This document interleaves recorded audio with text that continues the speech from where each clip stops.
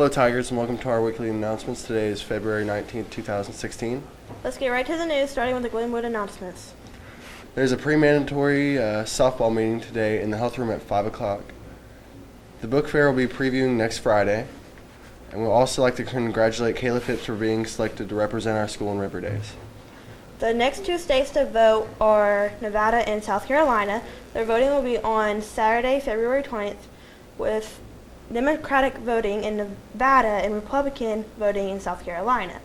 Current polls shows Hillary Clinton with a slight lead in the Democratic nomination, and Donald Trump leads with the Republicans. Now let's go over to Gibby with sports.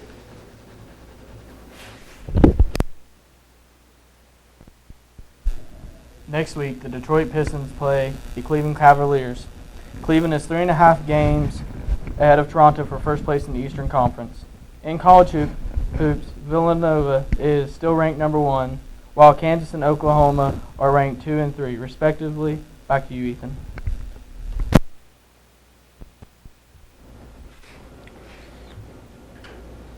In recent news, a recent suicide bombing in Turkey killed 28 people.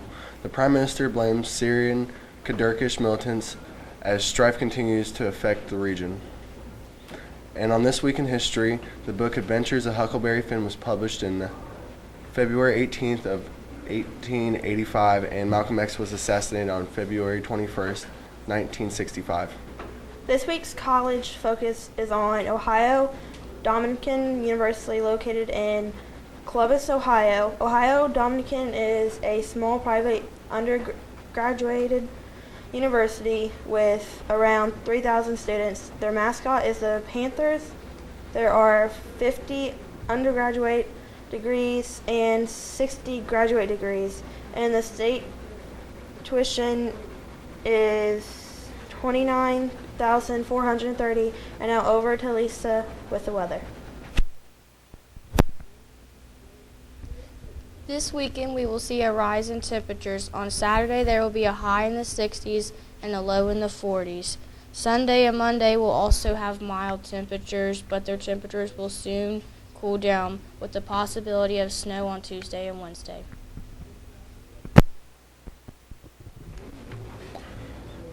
In science news, the Zika virus continues to raise alarm. It is now poised to jump to the United States. Infection typically causes minor but no symptoms.